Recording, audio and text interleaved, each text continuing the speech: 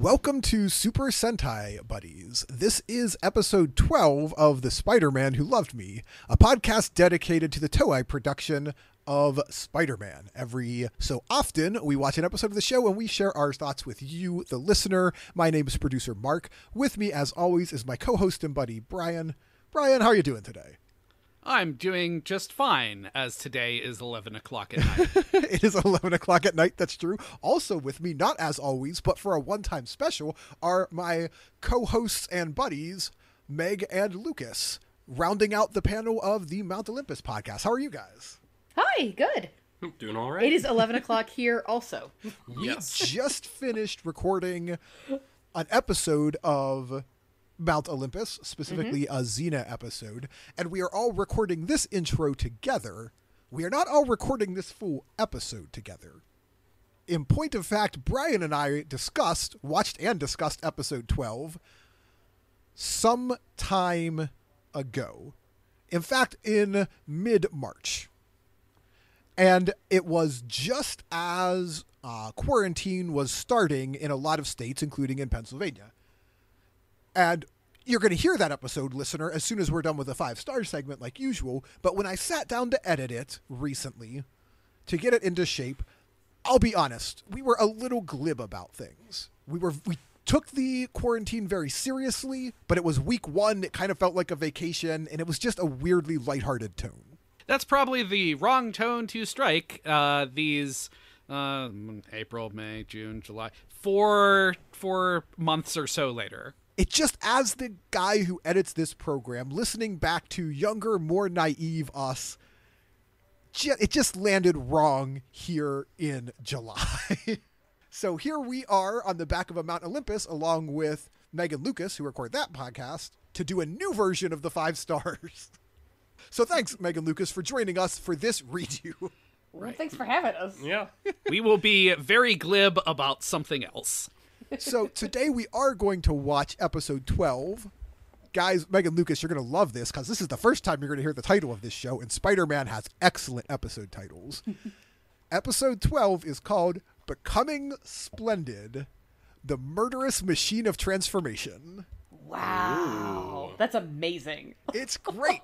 And so many of them are like, there was an episode a few weeks ago called To Flaming Hell, See the Tears of the Snake Woman. Oh, that's so good. Wow. It's fantastic. One of them was called the fearful hit song, Dancing Murder Rock and Roll. That still may be my favorite episode of the series so far. Dancing Murder Rock and Roll. They killed a whole band in their band van. Yeah, it's not like normal Power Rangers where like the band is unconscious and they come back and thank the Power Rangers at the end. No, that band is dead. It's amazing. So we're gonna talk about this honestly really fun episode, the Murderous Machine Transformation.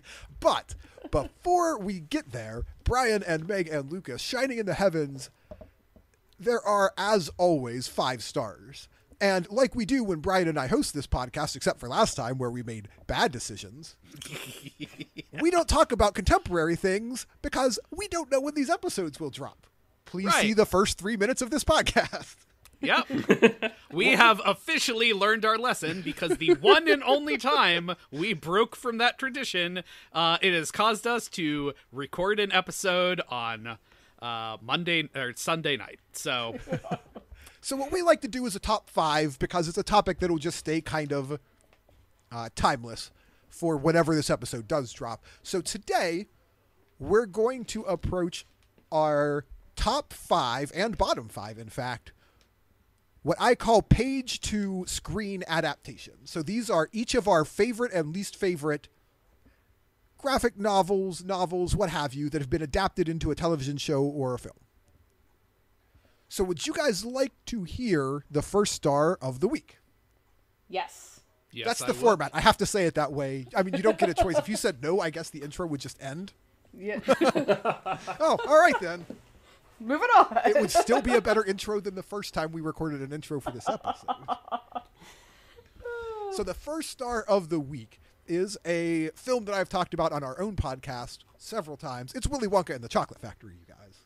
Mm-hmm. One of my 3 favorite movies of all time. Certainly one of the movies, like if you rank the movies that I have watched the most, that would be right near the top. Incredibly fun music, really sort of imaginative sets, and just like a performance of the ages by Gene Wilder as the titular Willy Wonka. I love that movie. So it is still a big comfort movie for me. When I'm in a bad mood, it's one of the ones I will put on to make myself feel better. So that is my number 1. That is my favorite. And we'll go favorite, least favorite until I think we get to our group star, our number 5. And we'll save our most favorite for, we'll put it in the opposite order then, just so we're not talking about the worst movie as the very last thing. Right. I presume we are saying that now because you started off with best and realized halfway through that, oh no, we're going to have to flip this. Yeah, that's about right. Fair enough. I could have restarted, or I could have edited it to make it sound like I did it in the other order, but both of those are too much work. It's already 11 o'clock and I'm doing this intro for the second time. Yeah, okay. So my least favorite movie, and Brian pointed this out and I almost had to go with this, Charlie and the Chocolate Factory. That's going to get an honorable mention because that's a garbage adaptation and you don't mess with perfection. You just remake bad movies and make them good. You can't fix a perfect movie, but it's not that. I am instead going with the very recent Wrinkle in Time adaptation. Aww. Because that book was incredibly dear to my heart. There are very few books in my childhood that impacted me the way the Wrinkle in Time series did. And the movie was, what's the phrase? All sizzle, no steak? Yep. Pure CGI nonsense with no soul at all. It was an incredible bummer. The only thing worth noting in that movie is the girl who played Meg was doing yeoman's work. She was crushing it. Yes. But the script and everything else about the movie was letting her down. Yeah. Yeah, it's true. Because she was amazing. Yeah. She's really great, but boy, It's so bad, right? Yeah. Not good. I Although did it was not- better than, like, the Canadian version from 20 years ago. That is true. Yeah. That's number 1. Let's go. Meg, what is star number 2 of the week? Okay, and that's best. Whatever order you want to do it in, honestly. I'm going to forget by the time I edit. I'll do it in best. That's fine. Which was hard because there are a lot of good ones, but I settled on Stand By Me. Oh, wow. Yeah. Based Did on not the see that coming. Stephen King novella, The Body. 1982. It was nominated for Academy Awards. It is just great. It's 4 boys who take a walk to find a dead body. Like, it's not a flashy film. There's not a lot of special effects. Yeah. There's not, there's not high drama really too much, but it's just really good. I never would have thought of that, and I'm envious of that pick. That's a very good pick. Also, Rob Reiner directed. And the cast list is, it's Will Wheaton, River Phoenix, Corey Feldman, Trash Boy, who I love, Jerry O'Connell in his, first thing ever. Wow. Yeah, Kiefer Sutherland as a kid, as a teen, pre-Lost Boys Kiefer Sutherland. Amazing cast, tight script. John Cusack was in it as well, right? Wasn't he? John Cusack was in it, yeah. Yeah. He was one of the big brothers. Yeah, it is an amazing piece of American film, and it shouldn't resonate with me because I was not a young boy in the 1950s, but I think it resonates with childhood in a way. It is not for kids. There's a lot of language. Yeah. You watch this as an adult, but it is just, real solid version. That's an excellent choice. Yeah. Highly recommended. My least favorite book to film adaptation, again, hard choice because there are a lot of them. My runner up was the Get Smart was a movie to movie adaptation. Anyway, right. but I have to go with The Seeker, which was the 2007 adaptation from The Dark Is Rising. That's the Richard and Kaylin novels? No, that is the Susan Cooper novels. Oh, what am I thinking of? Wasn't The Seeker also the name of the Wizard's First Rule adaptation? That was Legend of the Seeker. Legend and of that the was a Seeker. television show. Yes. Right. Well, yeah, but that counts. We stipulated page to screen. Yeah. Also not a well, I don't like any of them, but worth noting, I think, made by the same production company as made Hercules and Xena, the shows that we talk about on the other podcast. Oh, that makes sense. That does make interesting. sense. No, that the Darkest Rising sequence by Susan Cooper was incredibly formative for me as a kid. It's got Arthurian legend, and it's got Welsh in it, and epic poems, and like there's a bunch of woobies, and like it's I recognize really... the cover. I have searched for this. Yeah. I don't think I've read these, but I recognize Mark, you'd like them. the horse with the rider with his arm up in the air. Yep. I remember that cover. And the kid on the cowering on the front. Yep. Yeah. I have reread them numerous times, and so I was very worried when they said they were going to make a movie out of it. Justifiably, it's terrible. Did it live up to your expectations? I think it actually surpassed my expectations for how bad it was going to be. The Wikipedia actually says, the film adaptation drew strong negative reaction from fans of the book series for its disregard of the source material. Yeah. Which is true. He's American, and that's stupid. He's supposed to be British. He doesn't have enough siblings. Like, just the whole thing is wrong. The visual is really dumb. That's the one that has the most epic bouncy ball scene. I don't know. Oh, yes. If you remember that. I remember that scene very well. Where, like, it's supposed to be, like, some, like, evil force is welling up in town, and, like a vending machine of bouncy balls breaks, and they bounce down the stairs in the most dramatic. It's ridiculous. Yeah, there's a long lingering shot on those bouncy balls and going down the which steps. is dumb because, like, okay, Christopher Eccleston is in it as the writer. Which, if this were a good adaptation, like a faithful adaptation, he would still be an amazing writer. He'd be a great choice. I mean, he'd be great. Ian McShane is in it as Merriman Lion, which would also be a great right. That would also be great. I mean. But they just boffed it so badly. So bad.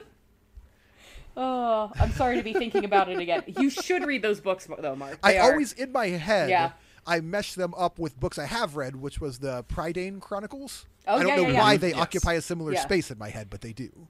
Man, that's also a runner-up.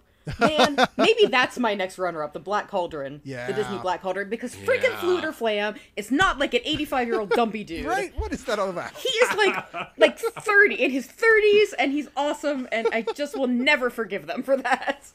Never forgive them for Fluter. Justice for Fluter Flam. I think I hear about this about once a week. I feel very strongly for how badly they messed him up.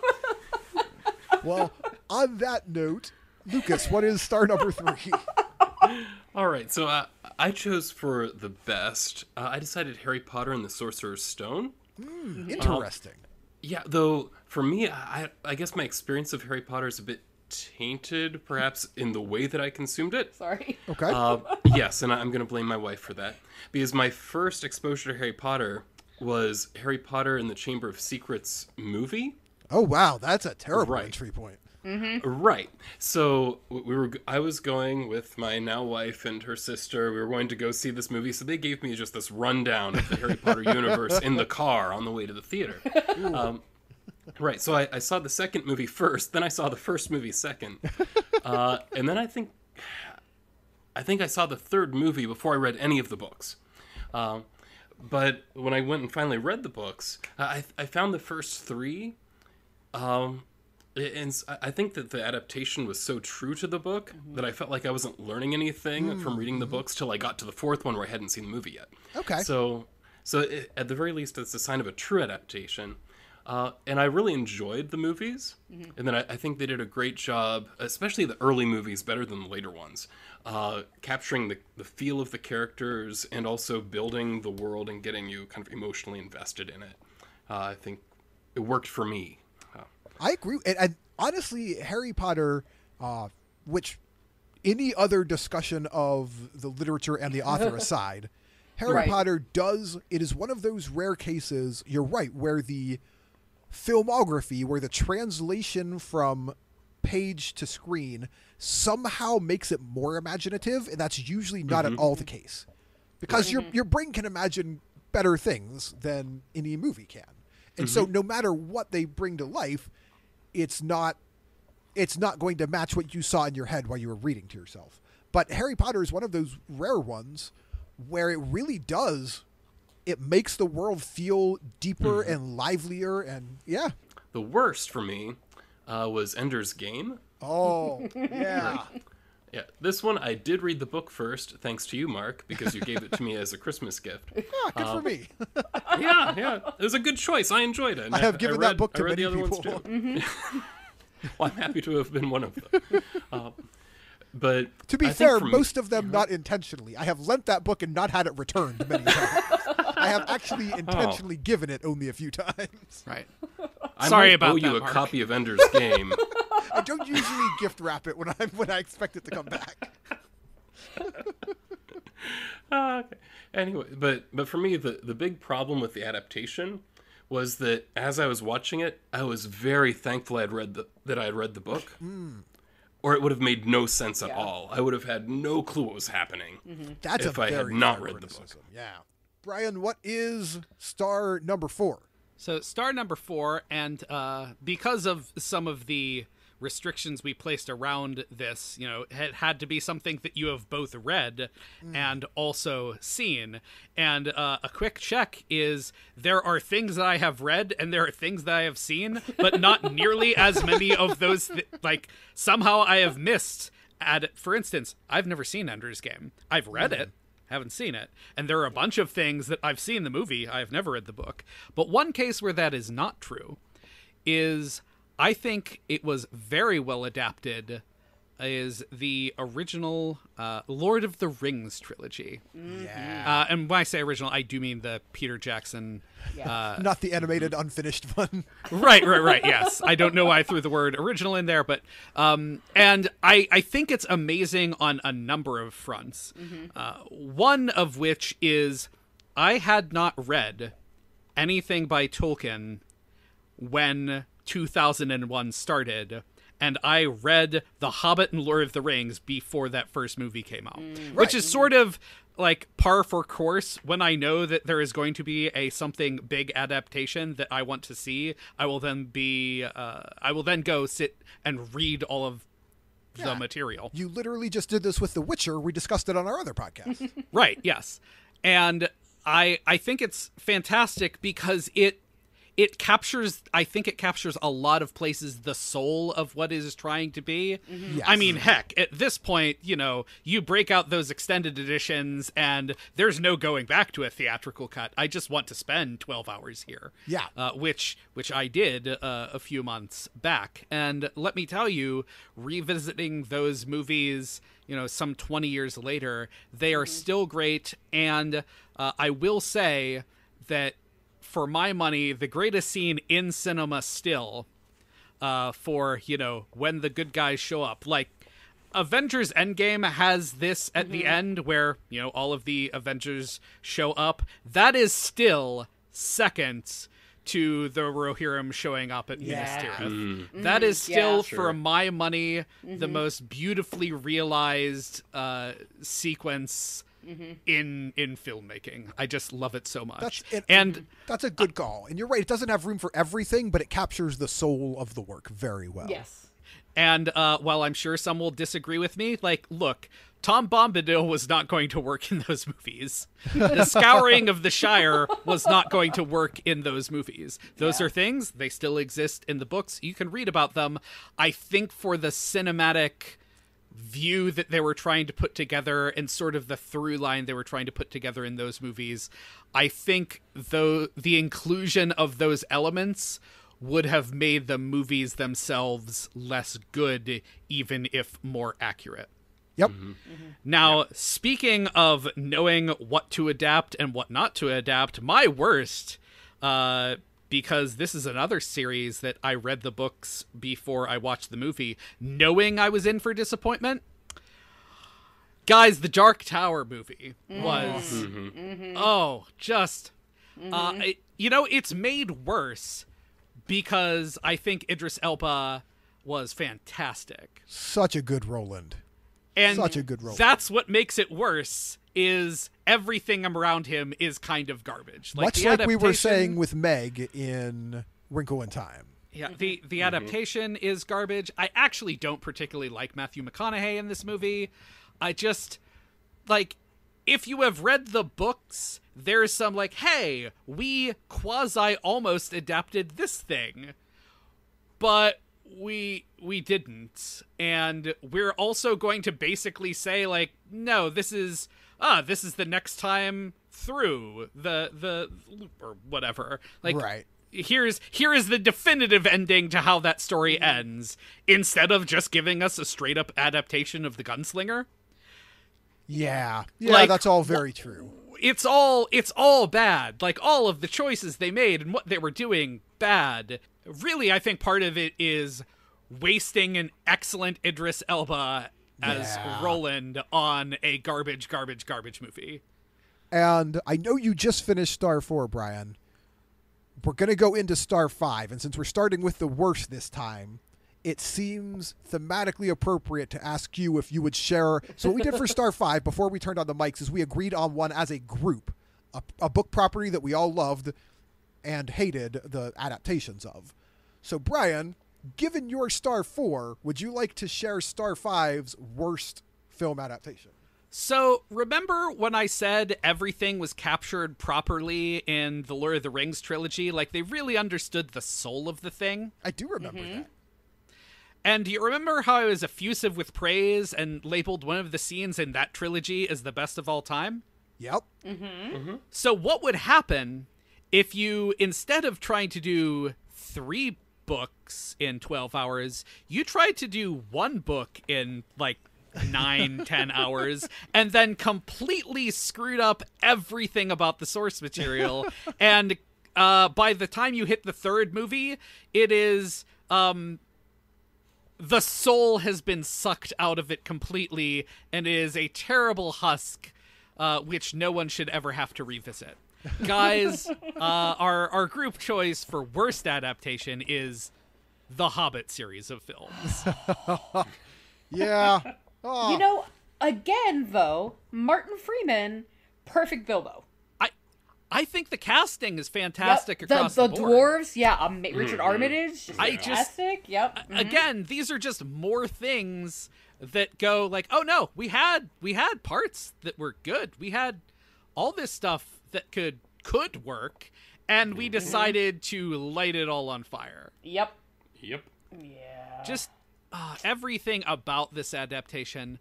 I will say the first one is at least still somewhat enjoyable to watch, if for no other reason than singing dwarves. But like everything they kind of mismanage. There's no reason that this story should have taken 3 films. No. It was the smallest of all the books. Yep. Yeah, the first Yeah, it was. 5 to 10 minutes of the 3rd film is clearly the last 5 to 10 minutes of the 2nd film that they inexplicably chopped from that one and put over there. Like, if you watch them back to back to back, because let me tell you, when I was talking about watching the Lord of the Rings trilogy a few months ago, before I did that, I sat down and watched all of the Hobbit movies because I had never seen the 3rd one because I had sort of bailed at that point, and I was correct when I hadn't seen them. Yeah. So someone else add more hate to this movie that isn't just me. The love triangle, just not even. Why? Why are Ophelia and Killy not dying defending their fallen king? Why have we changed all of that? I mean, at least, one of them gets to tie into the love triangle, I guess, and, he's protecting Tauriel. But the other one, he just goes out like a punk. Yeah, like, the whole thing about the dwarves is how tight they stuck. Yeah. Throughout the whole, like, that's the whole thing, and then you've got them not doing that. No. And it just It's terrible. Let me switch gears with this if you're okay, Brian. Yep. And I'll tag Meg since you picked a Rob Reiner movie earlier. Sure. Would you like to cap us off with our group agreed number 1 adaptation? Absolutely. And I think there's no debate, and I think many people would agree with us, that The Princess Bride It's The Princess perfect. Bride. Perfect. It's so good. And did you guys see recently a bunch of Quarantine Celebrities did like a fan homage to it. Yes, and I want to watch it, but it's on stupid Quibi. Yeah, so I've watched bits of it on YouTube, and because it's very intentionally not taking itself seriously, it comes off very sincerely as a love letter to this property. It's really fun. Some land better than others. Let me tell you, Dave Bautista as Fezzik, ooh, it sings. And weirdly, Patton Oswalt as Venzini. Okay, yeah. Yeah.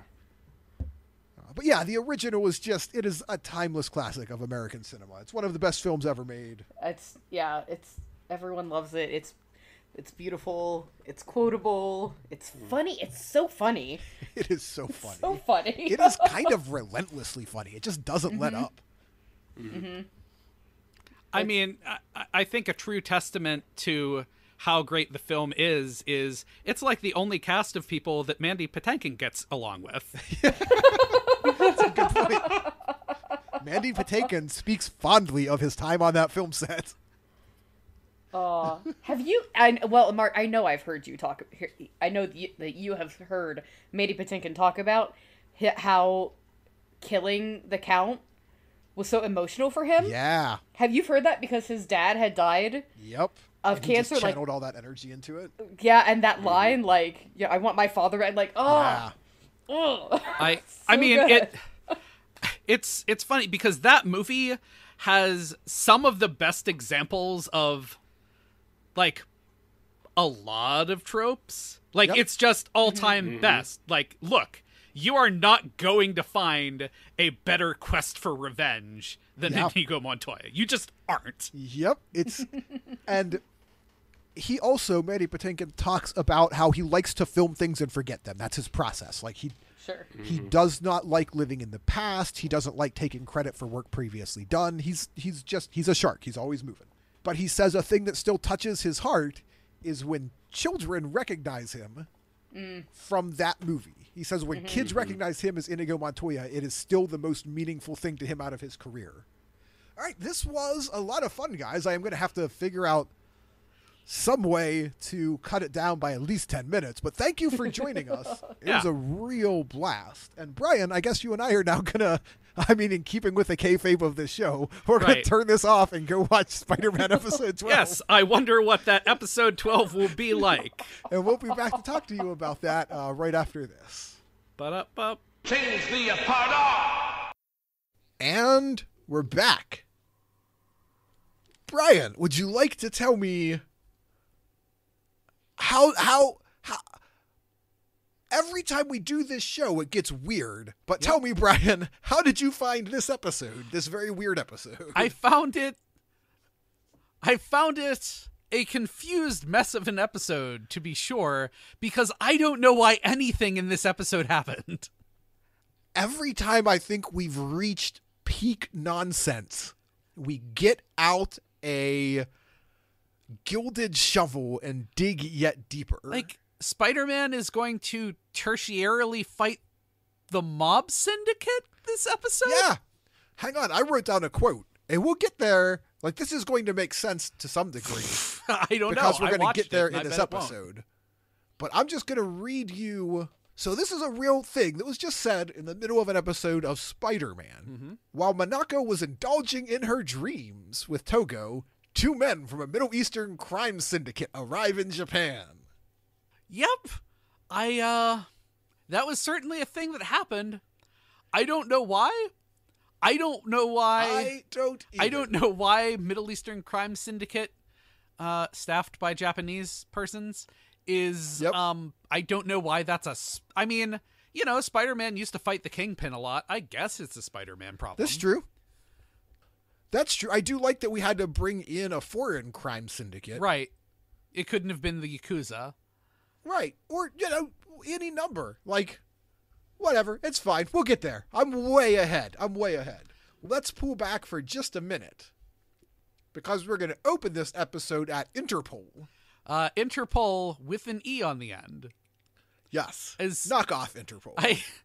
I mean, I'm not wrong. Like, Interpol, that doesn't have an E. They wouldn't put an E on it in other countries. It's That E shouldn't be there, correct? I don't think so, no. But it is interesting to me that Interpol has somehow become just a regular part of Spider-Man. Yeah, it's just a thing now. Interpol is going to be a recurring theme for Spider-Man. I mean, it's... One, I always forget that Interpol is actually a real organization. Right, yeah. Because it's the go-to fake organization that everyone uses. Like, oh, right. If we have to go international, we just declare they're part of Interpol, and that solves any jurisdictional issues. Yep. So we're at Interpol, and we're going to see a break-in. Why? Unsure. But there are a couple of sneaky-looking fellas who are... I'm not going to say it's comical, because I think they're trying to play it serious. But nonetheless, they are making a very silly attempt at breaking into Interpol. Yes. While the Amazoness observes from a distance. Yeah, they're trying to steal what is only referred to as, like, an infrared device. Oh, that's right, yep. Like a supermarket scanner? Or, like... This is the first of the times that the episode will introduce a plot concept and then think better of it later. Yeah, it's never real clear exactly what they need this thing for or why. But they fail to break in. They set off like a heat sensor, I believe is what we're told. Yep. And somehow setting off that sensor turns them back into Ninders. No, what turns them back into Ninders is setting off the sensor alerts a bunch of Interpol agents who all pile into the hallway and gun them down. Oh, that's right. I forgot they got shot. Yeah. And our friend Yuzo, the Interpol agent, recognizes them because he's been working with Spider-Man tracking down Iron Cross Army. Right. So, for some reason, the Iron Cross Army is trying to break into Interpol. Yeah, they need that infrared tech, man. Right. Boy, if only that was really going to be the plot of this episode.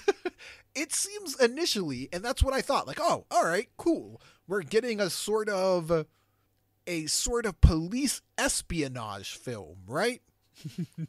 No. Not even close. So we cut from the failed break-in to Interpol back to Iron Cross headquarters, where Professor Monster is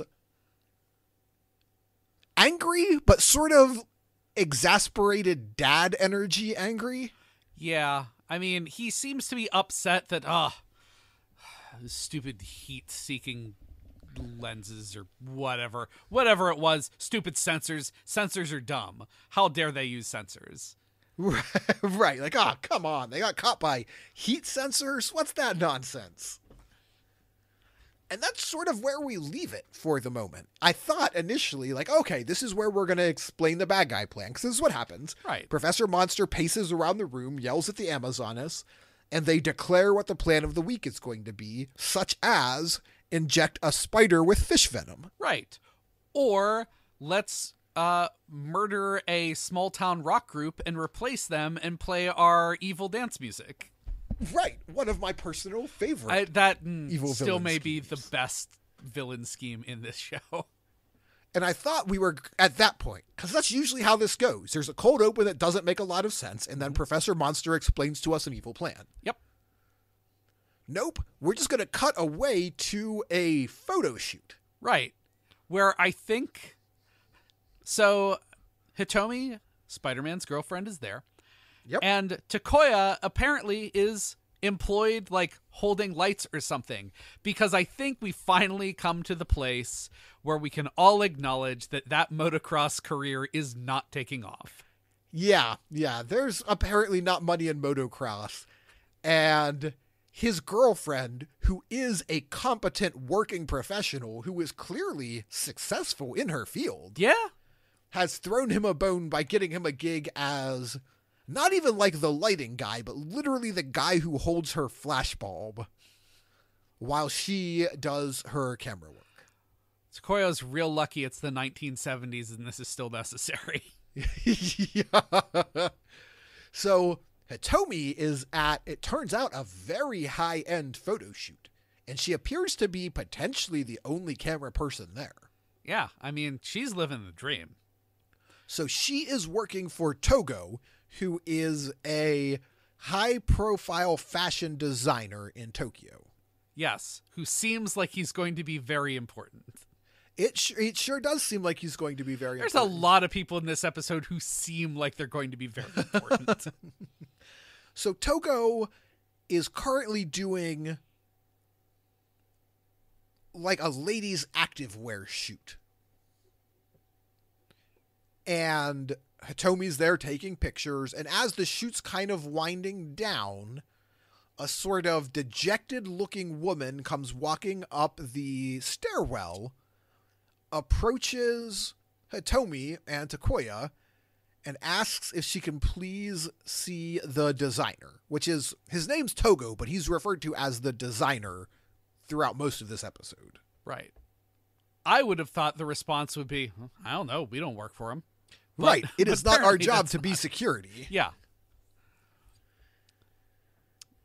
But no one sees the designer during the shoot. And while like the girl looks sad, that at least okay, that makes sense. Like, look, Yep. the job isn't done. Like he's real busy. He doesn't have time to meet fans right now. Like that. And credit to Hitomi, Yeah. that's a pretty gentle put down, right? Yeah. Like, nah, it's not that he doesn't want to meet you. It's just he's working. We Right. can't let fans in while he's at work.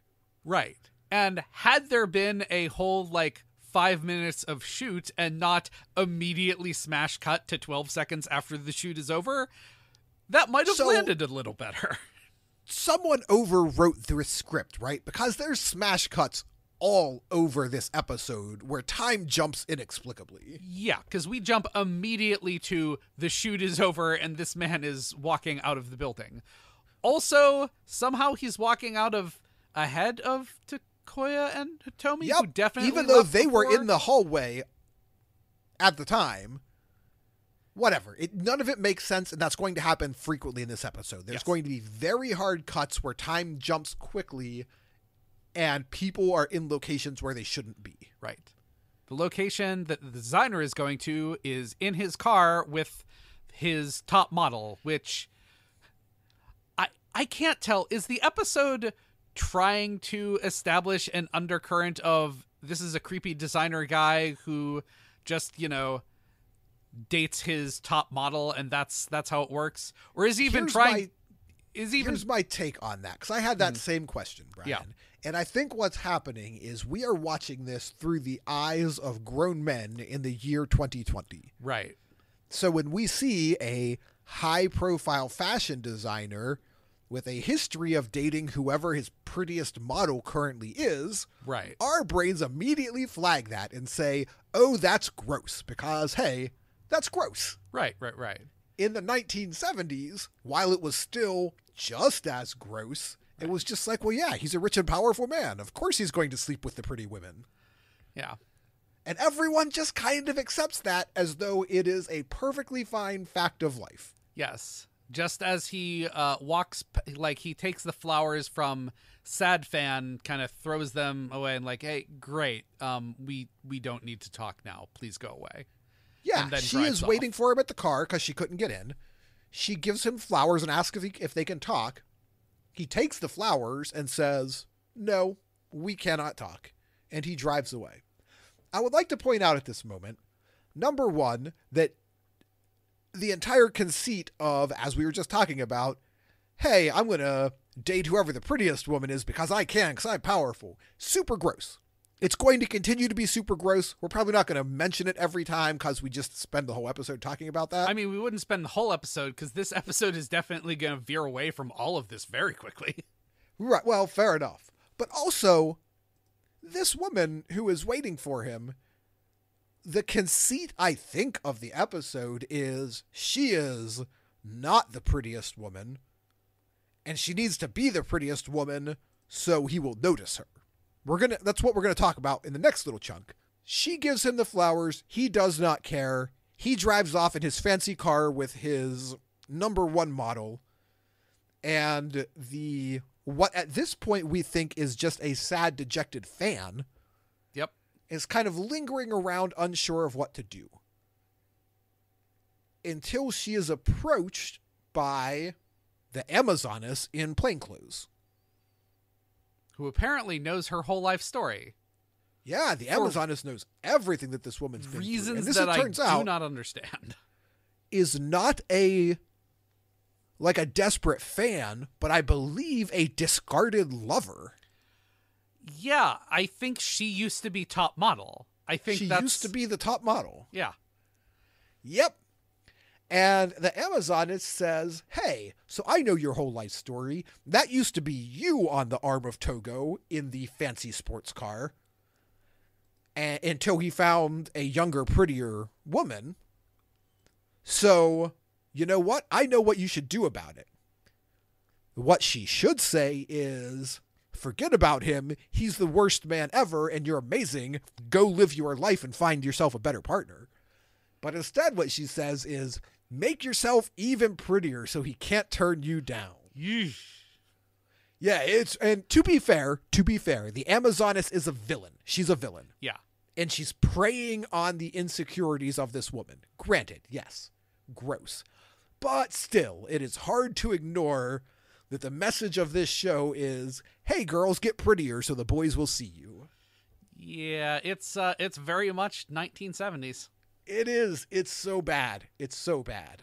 So, she's going to go with the Amazoness because the Amazoness says basically, like, I've got a program. It's me.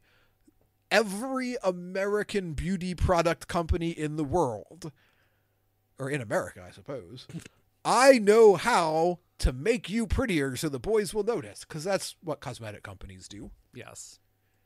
And the lady goes with the Amazoness. Meanwhile, Takoya is being informed that he has to come along to another photo shoot. Hitomi has another gig with Togo. He's going to go put on a show for his latest swimwear line, and Takoya's got to go be the lighting guy for that too. And this is the one moment where I will point out that this show very, very briefly veers away from its own grossness. Because we talked a lot about how this show badly leans into some messages about valuing women based on their beauty. Mm-hmm. And for just a minute, Takoya says, what? I don't want to go look at a bunch of ladies in their bathing suits. That's dumb. I'm going to go drive my dirt bike. Right. It is also pointed out by Hitomi that, I mean, yeah, but like you're employed right now. Right. And so they're not going to pay you if you don't actually like come to this photo shoot. And he points out that's not fair because Spider-Man doesn't believe in contract law. Right. And it's because he wants to ride his dirt bike. Right. But it was nice to see our hero being the one voice in this episode that even in this throwaway scene was like, no, I do not want to go ogle a bunch of women. Right. That's just not for me. Right. I mean, there's certainly the upside. There's also the probably more in keeping with his character throughout the series, which is he's also not a great boyfriend. So he was real ready to ditch out on this assignment. Yeah, so. He is ready to ditch out on both his job and his girl. That is less good. Yeah. But I was giving him a sliver of credit because there's not a lot of credit to give this episode anywhere else. No. I mean, not currently. We're going to get into some real weird stuff in a bit. All right, so let's get back to the Amazoness and this woman whose name, it turns out, is Minako, mm-hmm. which we only know, I think, because the announcer says it somewhere. She takes her back to Iron Cross headquarters, puts her under, and apparently goes nuts with, I think, what we're supposed to believe is cosmetic surgery. I think, like, there was a point where I thought, are we turning her into a Mondasian Cyberman? Yes, that definitely seemed to be on the table. Also, if you saw Professor Monster, would you think that he's the best one to perform Like cosmetic surgery. Right. No. He is a literal monster. It's right in the name. Yeah. I mean, he is a professor, but... True. But not a professor of cosmetology. No. Probably physics. So what they're doing is turning her into Captain America, basically. They're making her a superhuman. Yes. But how? Don't know. Don't ask questions. Well, but before she gets to be a normal superhuman, she has to first survive the mummy's curse. Yeah. When she wakes up, she's just wrapped up like the mummy. Yep. And she's going to walk around town like the mummy. For all of you hoarding toilet paper, this is apparently what people are doing with it. Yep. It's real goofy. So she wakes up, she's wrapped up like the mummy, and the Amazoness says, all right, hey, glad you're awake. Guess what? You're going to go kill Yutaka, who is the current top model. And Minako says, I am? I don't... Killing's not my thing. Is that what I'm going to do? And the Amazoness says, yes, because you are now remote controlled and I have the controller. That I will use sparingly except in specific orders to kill people. It's very weird because there's going to come a point later where Minako is actively disobeying the Amazoness, who is holding a physical remote control and not using it. Whatever. Yeah. Because we're veering into a completely different plot. Like, do you remember the thing about the infrared and the stealing from Interpol? Forget that right now. Yep, Now this is about killing Japan's next top model. It sure is. And she does. She just goes and chucks her off a roof. Yep. It's real cold. One thing we have to remember about this show has a very high body count for a children's program. Yeah, that ain't letting up, my brother. Nope. She chucks this top model off a roof and then immediately takes her place. Right. I mean, even the announcer says, she has her place now due to the untimely, unusual, uninvestigated death of top model X. Yeah. Come on, announcer. You have vision. You know what happened. Yep. So Yutaka is dead, and Minako just, I guess, walks up to Togo and is like, hey, so I heard that you lost your girlfriend and #1 model, but hey, look, I've got a facelift, so how about this girl? Like, one thing... And that works? They're just driving speedboats together? Driving speedboats together. That's what you do when you're in love, Brian. Apparently. Speedboats. One thing that baffles me completely is I can't figure if he at any point remembers that he knew her to the extent that I'm not clear that she imagined the relationship in the first place and was never a model in the first place. I actually wrote that in my notes. The only way that this makes sense to me is if Minako is a stalker who had an imagined relationship with this man. Yeah, because after, like, Speedboat Love, does the designer even appear in the rest of the episode? Or do we just chuck that plot? I don't think he does much. Yeah, So what's going to happen is Minako takes the #1 model spot, steps into it literally the next day, I guess, or the next week, because she is at the aforementioned swimwear photo shoot. Right. Apparently, this is the same day every week. Takoya wants to wear the same shirt he was wearing last week, but... Takoya's just cosplaying as Where's Waldo in this episode. It kind of works for him. Yeah. I like the idea that he's got, just like 3 shirts that he cycles through, like any early 20s dude. I mean, maybe this is just his work clothes for when he goes to work. That's why we've never seen him wear them till today. There's a quick moment at this photo shoot, and I'm not going to dwell on it, but it has to be mentioned, where we take a break from watching a Spider-Man episode and very briefly watch part of a Fast and Furious movie. Because the camera's just going to pan over a whole bunch of butts. Yes. Not the part where there's fast cars, the part where there's butts. Yep, just butts. There's just butts everywhere for a minute. And again, it's the 70s, I know, but it is very, very exploitative feeling, right? Like, hey, we're doing a photo shoot thing. What if we made a bunch of pretty ladies wear swimsuits and then just slow panned across all of them, waist height from behind? Yeah, I'll be honest, I, at this point, thought the episode was going to turn into the standard beach episode. Right, yep. And technically, I think we had half of one of those earlier. Right. But it doesn't seem like we were getting that, but it didn't. Nope. We're at a swimwear photo shoot on the beach, I guess, because then it does indeed turn into speedboat love time. It's a good speedboat. And this is while we're on, it is a cool speedboat. And while the camera is following them on the speedboat, this is when the announcer says, 2 men from a Middle East crime syndicate arrive in Japan. Like, what? What movie are we in now? Wait, what? So, wait, did the infrared stuff not matter? Why? What about the top model contest we were watching? I mean, why? It doesn't seem like we're doing anything with this designer. Why did we create this woman specifically into a crazed assassin? Like, she doesn't work at Interpol. No. She's just a model. She sure is.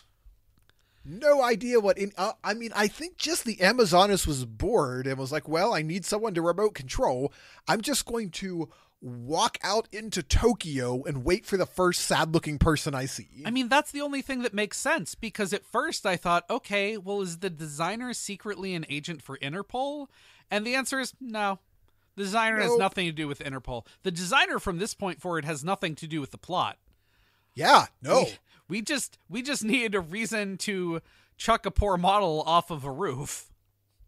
Yeah, because the next thing that's going to happen is Takoya's going to go home, where his sister is going to patronizingly feed him beef stew for finally bringing home a paycheck. Right. Which, at that moment, I actually thought, wait a minute. Does this really just establish Takoya as even more of a regular Peter Parker analog than we had previously led to believe? Because, look, Spider-Man's always broke. I mean, not as much in recent years where they gave him a job that wasn't photographer in the 2020s, but like part of Spider-Man is being broke just like all the time. It's true. And this Peter Parker does not earn money from bringing pictures of Spider-Man, though. No. I imagine some J. Jonah Jameson just yelling, "Bring me pictures of some butts." That's how he earns his cash, I guess. Yeah. But, whatever. He finally brought home a paycheck, so his sister's like, look, all right, finally, I have made your favorite meal for you because you've finally given up on your insane motocross dream. Yeah, at least this week. I just realized, like, no, I mean, Hitomi's the one with the photography job. She's the reporter. Oh yeah, she's doing the real work. Right. Which He's it would take the us stick. so long to do that with the PlayStation 4 Spider-Man game with Mary Jane. Yeah. Yeah. Look at that. Hitomi was way ahead of the curve. Yeah. That is one thing this show has given us, I would say. In as much as we make fun of this show for being filmed in the 70s, for being obviously regressive in some notable ways, for being a product of its time, Hitomi is, in 1970 whatever, leagues ahead of anything that Mary Jane's going to be doing for a while. She has a lot more agency. She's more valuable as a character beyond just being a love interest. She clearly brings down more ducats than Takoya ever did. Right, yeah. She is, in a lot of ways, a real standout character for this show. Isn't Takoya's sister a scientist as well? She is, yeah. She's like working with her dad's old team. Yeah, I mean, somebody's got to pay for this food. Right, right. So Takoya sadly does not even get to eat his favorite beef stew because the Interpol radio in his bedroom goes off. Well, Spider-Man's being summoned to Interpol, where his friend Yuzo is waiting for him. Right.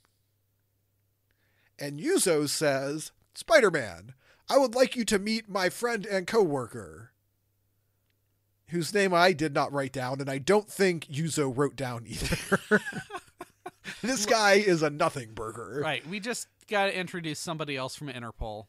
Right. So we can talk about the evil syndicate ways. Yeah.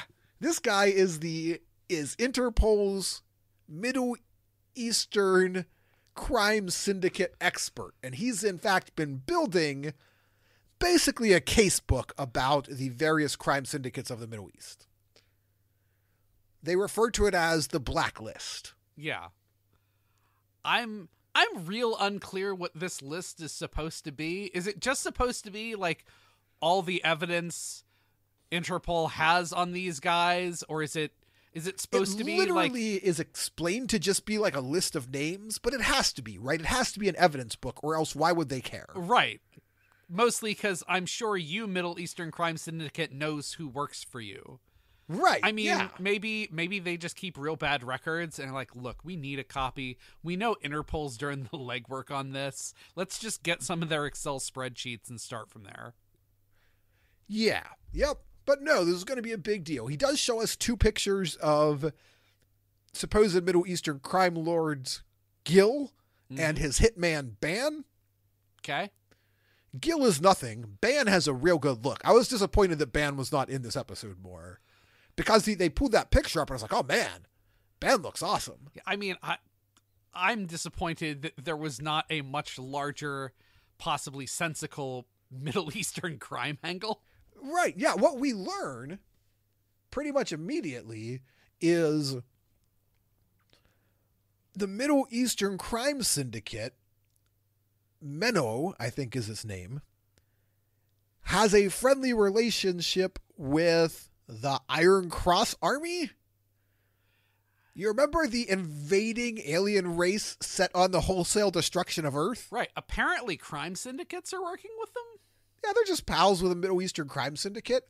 And so the Iron Cross Army is here to help them get that list back. Why? Who knows? Why does the Iron Cross Army care at all? What? They're here to destroy Earth. What happened to the infrared detectors or whatever? Right. Yep. I don't know. Why are we trying to steal the knock list from Mission Impossible?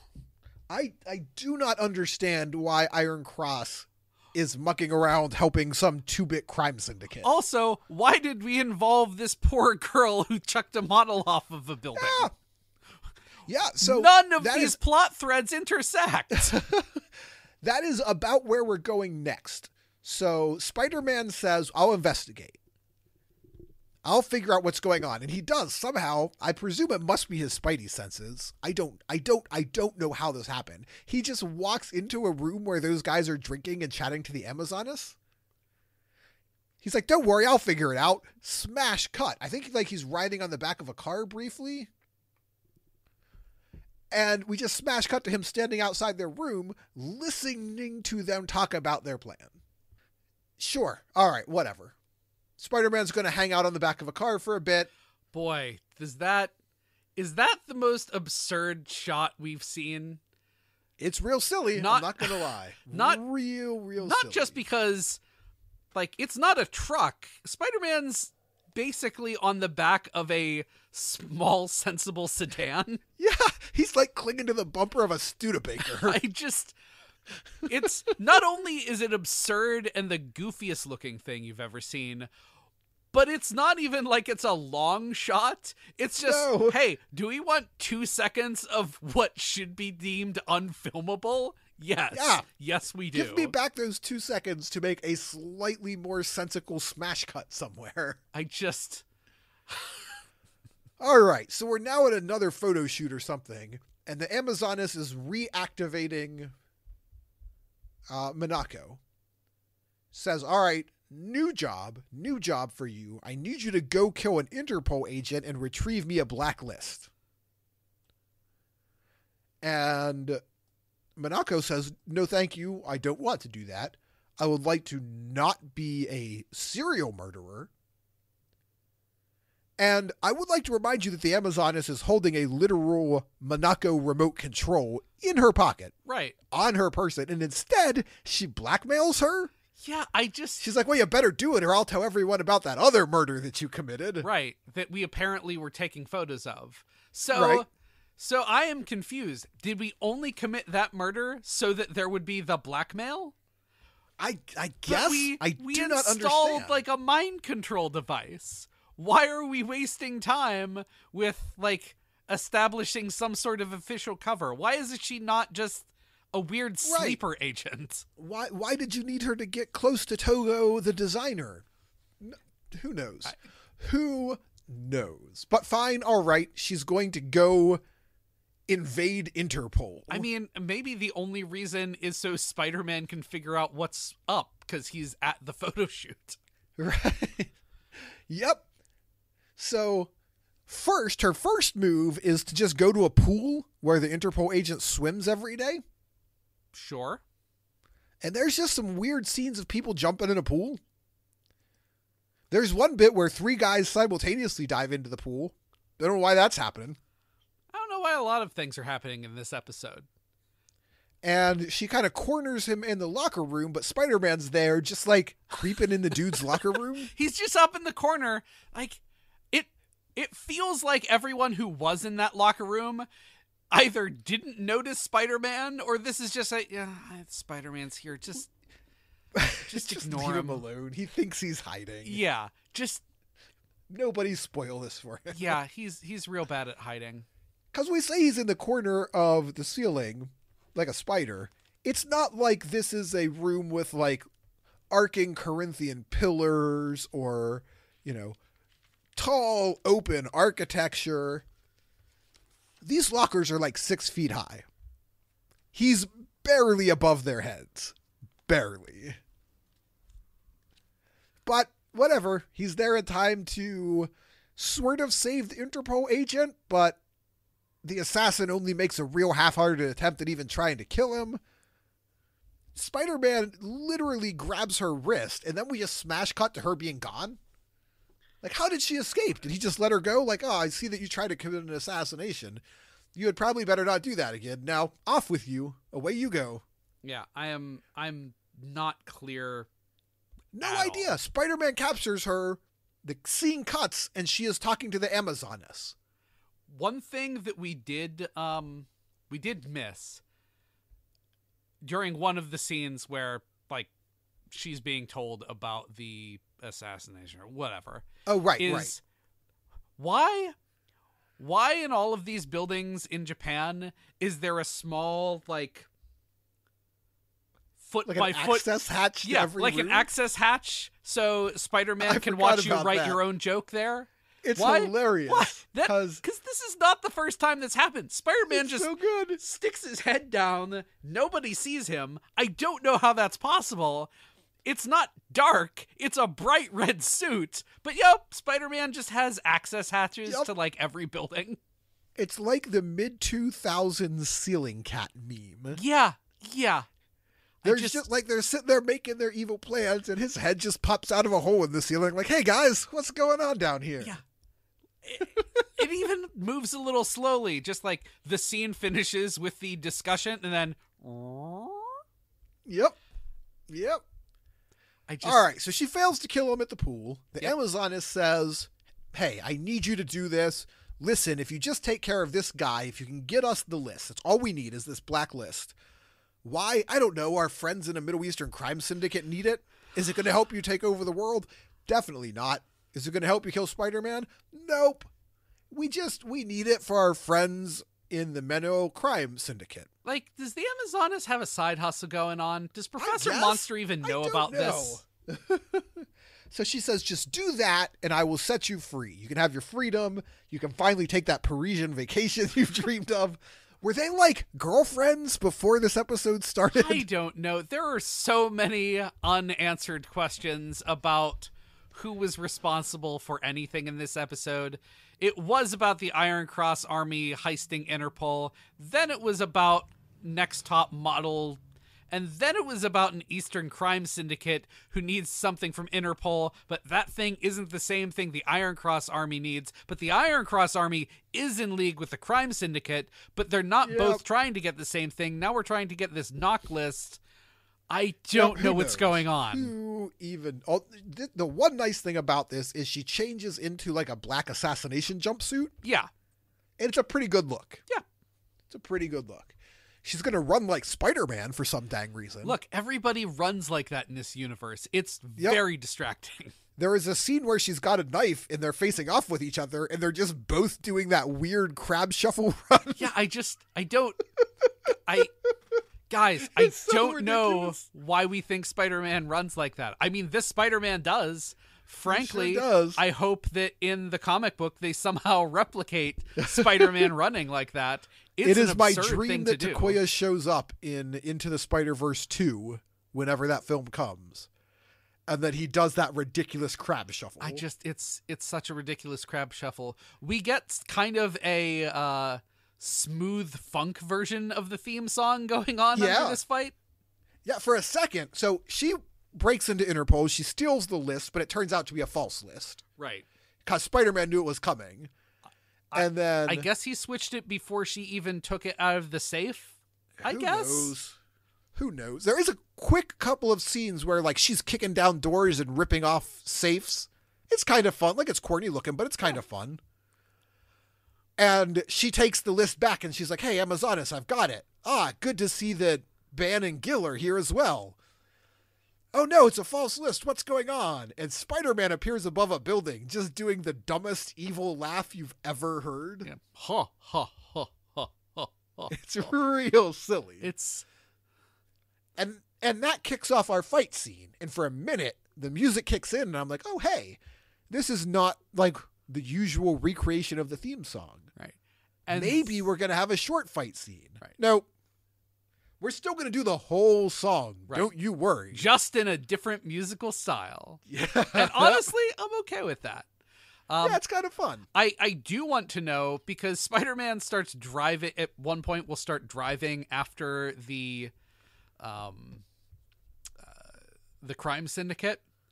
Yeah, the crime bros. I understand that these crime bros, like, they're crime bros, but they didn't get a real list. So have they actually committed a crime in this country? Spider-Man, why are you firing a machine gun at them? They haven't, like, I'm not clear that they've committed any crime. I mean, there was certainly intent, but you generally shouldn't meet intent with machine guns. This is my favorite thing about this episode. So there's a very extended knife fight where the assassin is trying to kill Spider-Man with a knife, and it lasts several scenes. Whew. But eventually Spider-Man destroys that remote control. Great, fine. And then he's chasing down the crime bros. He's literally clinging to the roof of their car. Right. And eventually he summons GP7. Right. Great. He does throw one of them out. Yep. And this is what I love the most. The most. Spider-Man summons GP7, jumps into it, and makes a very cautious and safe U-turn. Like, oh, gotta be careful. Like, really gentle U-turn. And then just opens fire with 2 machine guns on the streets of Tokyo.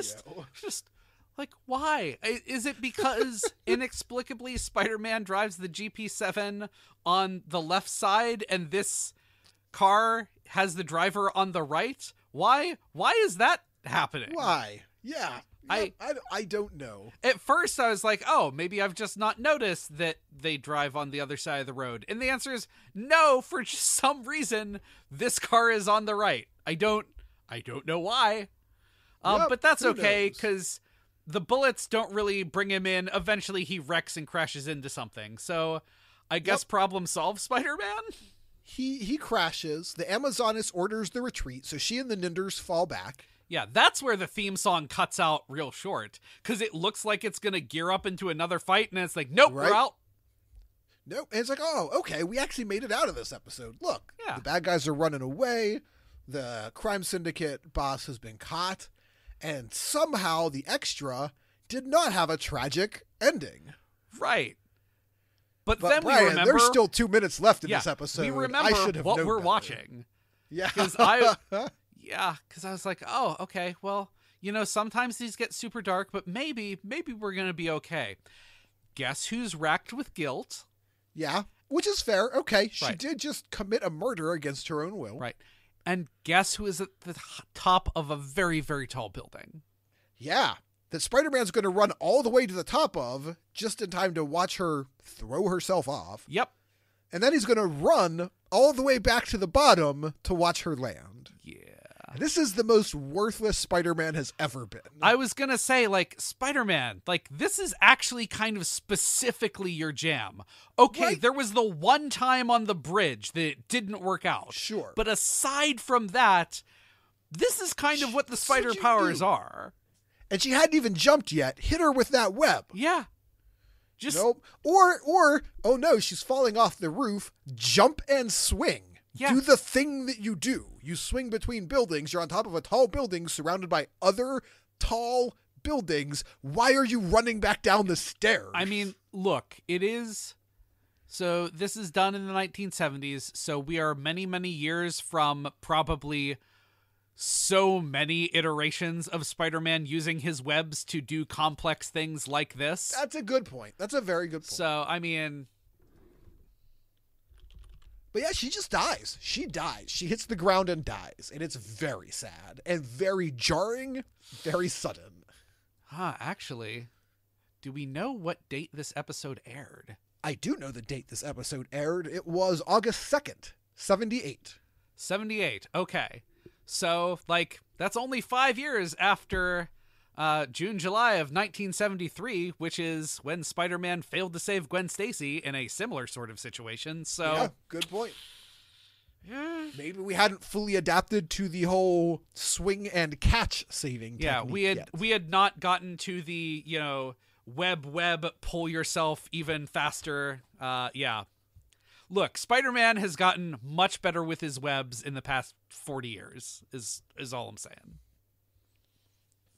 Yeah, and that's it. This children's show once again ends on a grisly death. A grisly death and a to be continued. So Yep. maybe, like, I can't tell if that means that maybe we'll undo this grisly death. We certainly didn't that time that lady lit herself on fire.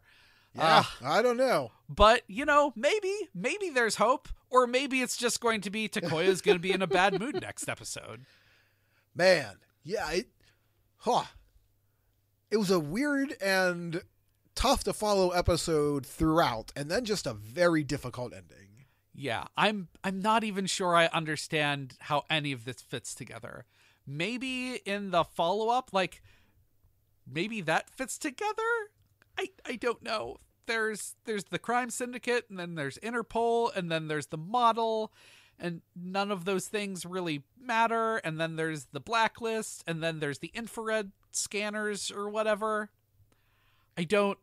None of these elements go together. Ultimately, it's a story about a Middle Eastern crime syndicate retrieving a knock list. Yeah. You know Why what? does that have anything to do? What, could that be a fun Spider-Man story? Yeah, sure. good. As you point out, Spider-Man's great with kind of mafia sort of bad guys.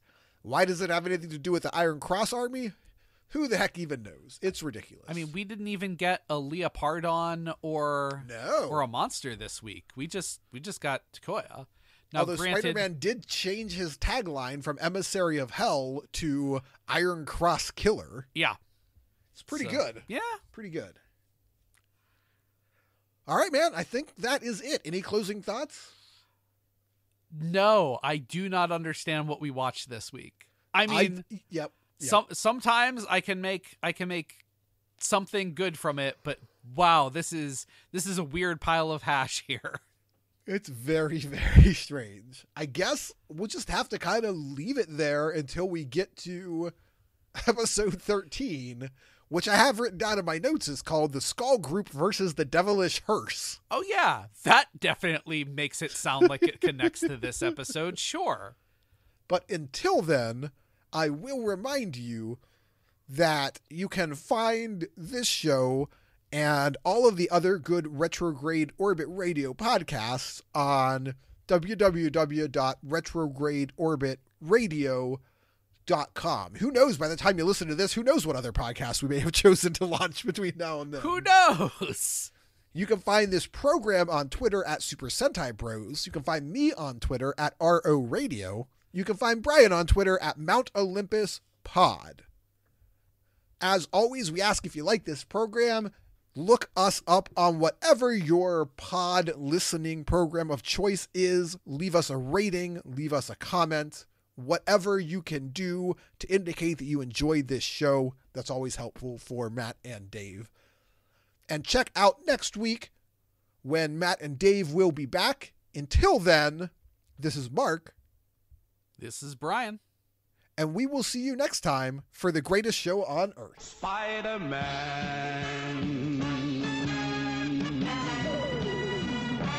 Spider-Man.